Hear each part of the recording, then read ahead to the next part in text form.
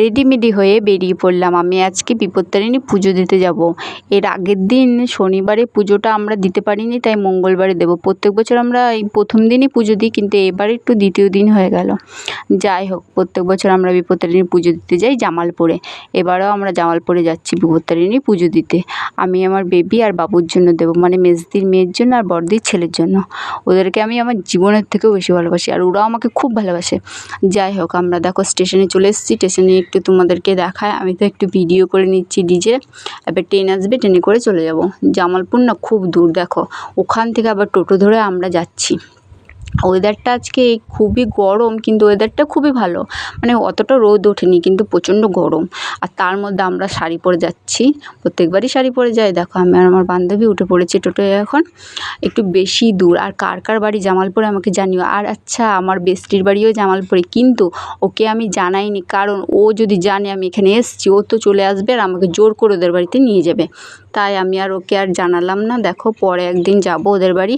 দেখো পুজো দেওয়া হয়ে গেছে, পুজো টুজো দিয়ে তোমাদেরকে মন্দিরটা একটু ঘুরে দেখায়, আর আমিও একটু ভিডিও করে নিচ্ছি।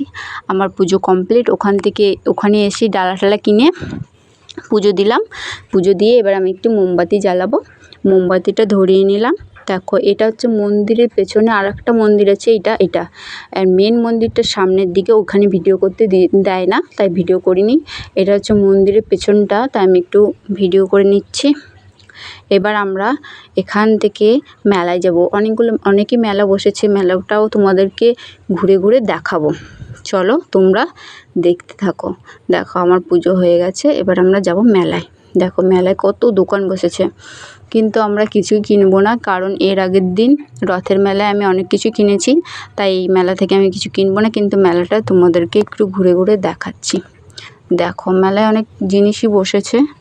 এখানে আমার বান্ধবী আবার একটু কিছু কিনলো, আমি কিন্তু কিছু কিনিনি।